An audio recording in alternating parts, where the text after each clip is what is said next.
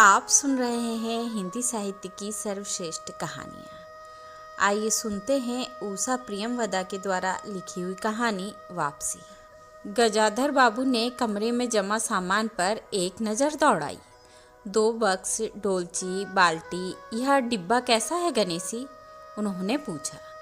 गणेशी बिस्तर बांधता हुआ कुछ गर्व, कुछ दुख, कुछ लज्जा से बोला।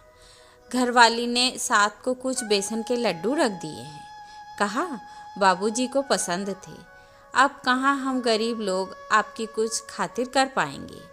घर जाने की खुशी में भी गजाधर बाबू ने एक विषाद का अनुभव किया। जैसे एक परिचित, स्नेह, आदरमय, सहज संसार से उनका नाता टूट रहा था। कभी कभी हम लोगों की भी खबर लेते रहिएगा, गणेशी बिस्तर में रस्सी बांधते हुए बोला।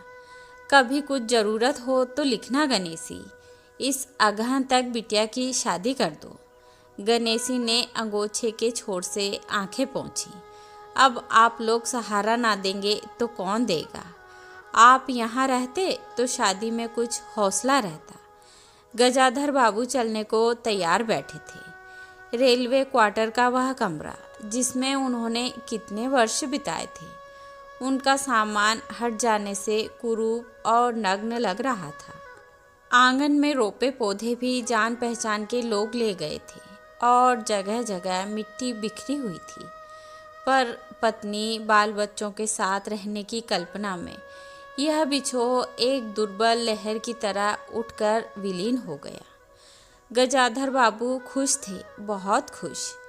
35 साल की नौकरी के बाद वह रिटायर होकर जा रहे थे। इन वर्षों में अधिकांश समय उन्होंने अकेले रहकर काटा था। उन अकेले क्षणों में उन्होंने इसी समय की कल्पना की थी जब वह अपने परिवार के साथ रह सकेंगे।